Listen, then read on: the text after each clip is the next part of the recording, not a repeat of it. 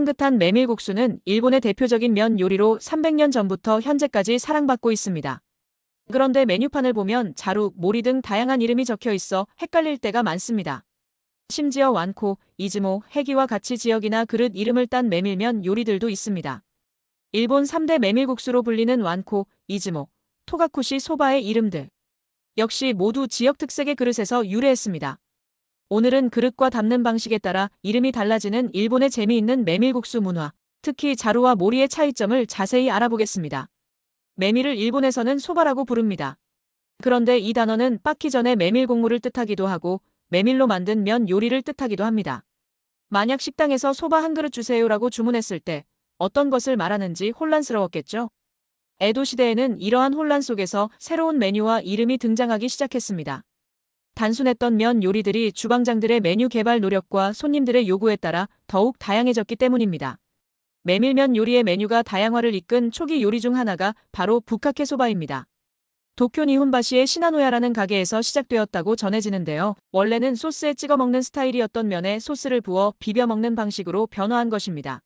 식당의 메뉴 개발 역사를 보면 대부분 고객의 요청이나 고객들이 즐기는 방식에서 영감을 얻어 정식 메뉴로 채택되는 경우가 많습니다. 부카케 소바 역시 면을 소스에 찍어 먹는 것보다 아예 소스를 붓고 비벼 먹는 것이 더 빠르고 편하다라는 단순하지만 강력한 고객의 요구가 작용했던 것으로 보입니다. 이제는 단순히 소바 한 그릇 주세요가 통하지 않는 시대가 되었고 각 메뉴의 이름이 정리되기 시작합니다. 그렇다면 생김새가 똑같이 대나무발 위에 올려나오는 모리소바와 자루소바는 대체 무엇이 다를까요?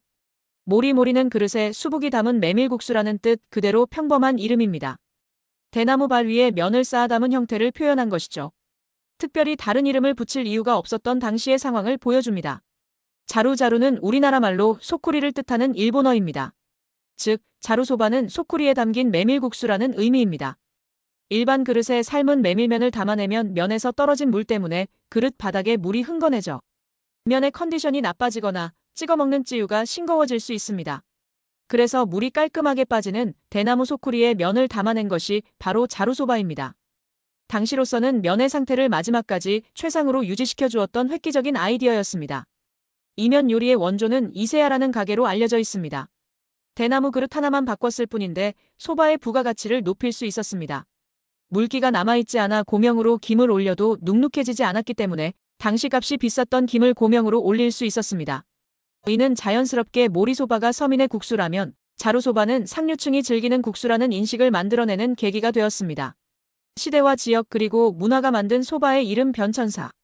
정리해보면 세이로 찜기, 와리꼬, 완코, 해기, 자루 등 일본 메밀국수들의 다양한 이름들은 대부분 그릇의 형태나 지역명을 따서 지어졌다는 것을 알 수 있습니다.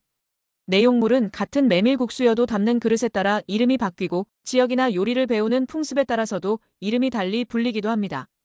대체로 부카케, 모리가 거의 동시에 나타났고 그 이후에 자루소바가 등장한 것으로 보입니다.